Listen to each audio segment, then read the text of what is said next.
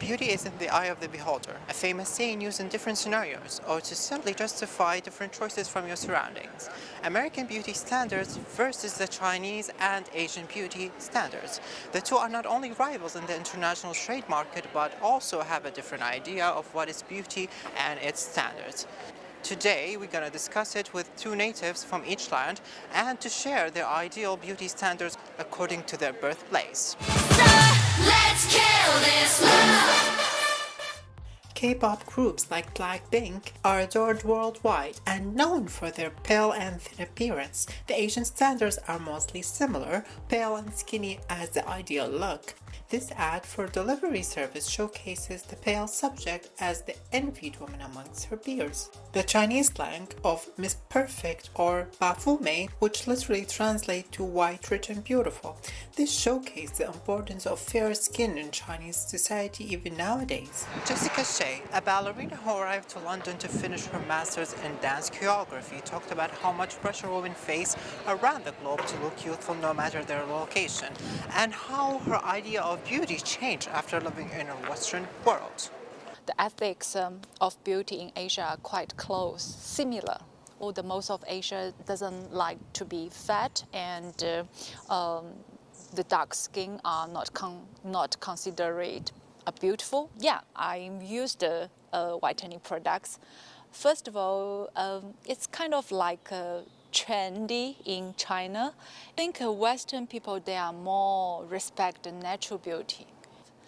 By contrast, in Asia, everything they just approach perfectly. Big eye, very thin body. American beauty standards also favor skinny butt curves are welcomed.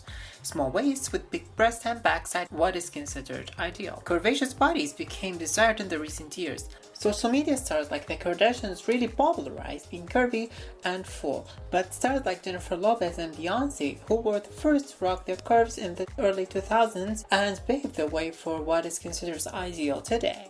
Army veteran Cecilia Duche talked about American beauty standards and how in the recent years it had moved to more acceptance of the curvaceous body in the mainstream culture, and also how it differs from Asian beauty standards overall. I lived a couple of years in South Korea, so their beauty standards are quite different from Western standards.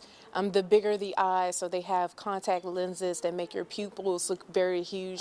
American beauty standards can be quite harsh at times. There's definitely a lot of marketing towards women, especially. Millennials would say the Kardashians, but Jennifer Lopez came before them, and she was one of the first ones. Also with Destiny Child, some of the girl groups, obviously with Beyonce and Kelly Rowland, they have fuller figures. But I would have to say Jennifer Lopez, after Selena came out, she was very curvaceous. She still is.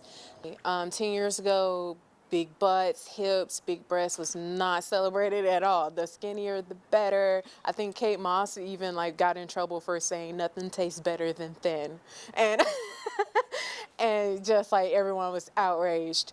But now, obviously, people are actually getting their butts injected. It's all over social media now, and this was not a thing 10 years ago within the white community. And the black community has always been celebrated. It was always a thing to have big breasts and big butt, and to show it off properly as well. You've got Sir Mix-a-Lot. I like big butts and I cannot lie, you other brothers can't deny.